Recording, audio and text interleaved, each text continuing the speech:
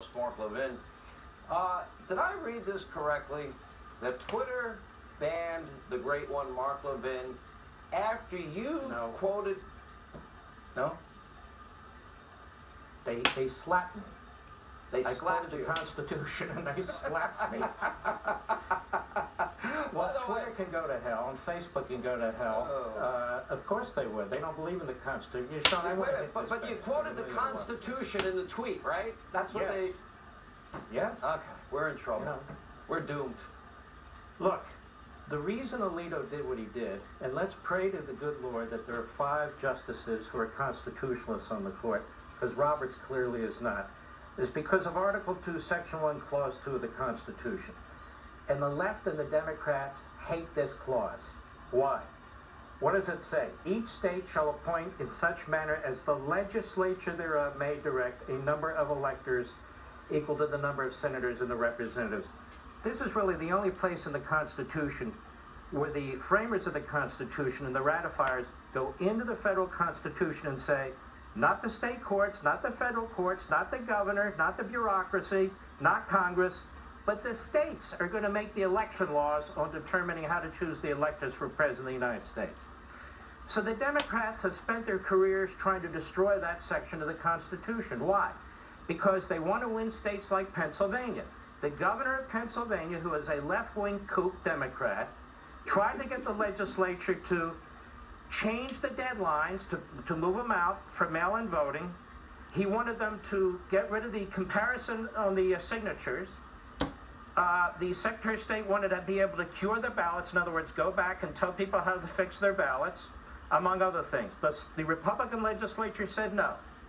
So the Democrats go where? To the Democrat-controlled and elected Supreme Court of Pennsylvania, which is a rogue court, every bit as much as the Florida Supreme Court was a rogue court. And that court gives them what the legislature would not. In fact, that court said that the deadline, among other things, was unconstitutional because of the virus. It is an utterly rogue court. The Democrats have gone into state after state after state. As a matter of fact, the Democrats brought over 300 lawsuits, and their left-wing friends brought over 300 lawsuits during this election to change the election rules in states, and they did change a lot of them. The Biden campaign specifically brought 60 lawsuits beginning in August. So what did they do? They wanted to change the rules. So let me answer Chris Christie and Alan Kinzinger, whatever the hell his name is, and all the other Republicans who are out there saying, show me the evidence of fraud. I'll show the evidence of fraud, boys. They changed the rules. Why did it take till 2 a.m. or 3 a.m. the morning after the election in 2016 to know who the winner is, but we're still counting votes today? Now, why were the rules changed by the Democrats? Because they believe in good government? Because they wanted to help Republicans? No. They fixed the rules to help Democrats. That's why Alito and hopefully 4 other justices are saying, segregate those votes. Those were done by the state Supreme Court of Pennsylvania in violation of the federal Constitution of the United States. Look, I have a lot more to say, but let me just say this before I lose my time.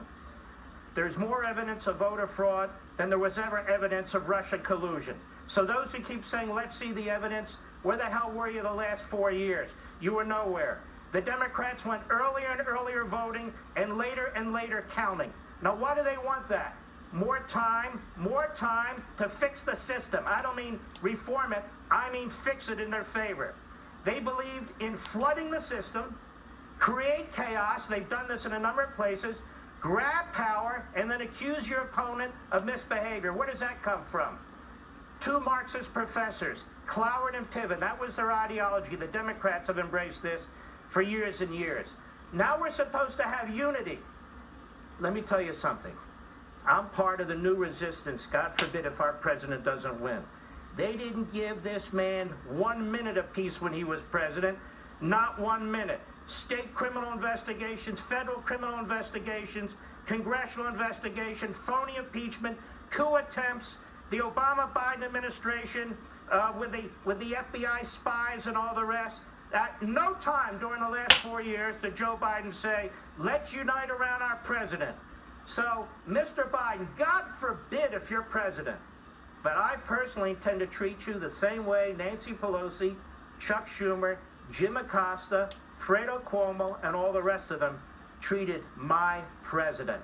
So I am not uniting around this man any more than they united around our man. But it ain't over till it's over. And let's see what the Supreme Court does, and let's see what happens in these other cases, because they're vital. And by the way, in 2000, when we had the challenge, Al Gore had 37 days. We're in one state chasing Chads. We have multiple states. The president needs more time. That's it. All right, great one. Mark Levin, Sunday night, 8 Eastern, #1 show on cable, Life, Liberty, Levin here on Fox. All right, up next.